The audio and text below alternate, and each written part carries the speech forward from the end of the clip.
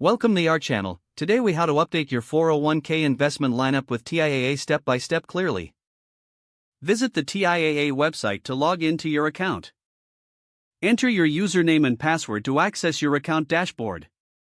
Once logged in, locate the Investments section on the main menu. Click on Manage My Investments to view your current lineup. Review your existing investment options to identify any areas for adjustment. Select Update Investment Lineup to begin the process. You will be presented with a list of available investment options. Take your time to compare different funds and strategies. Consider factors like performance history, fees, and asset allocation.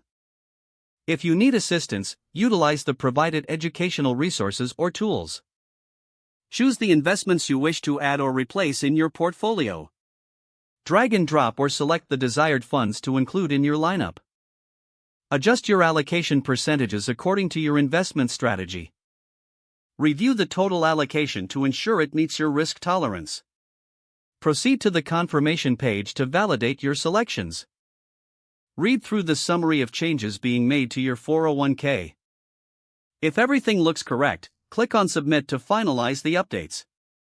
You will receive a confirmation message indicating successful changes.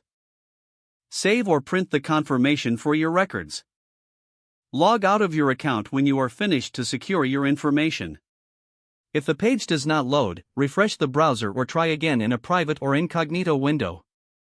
Make sure you are using the correct email address, then retype it carefully to avoid small typos.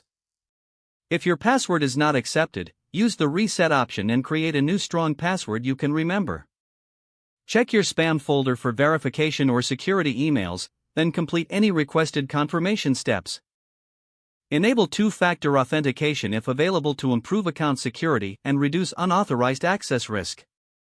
After signing in, review your profile details so your contact information and settings are accurate and current. If you see an error message, note it down and try again after restarting your device and internet connection.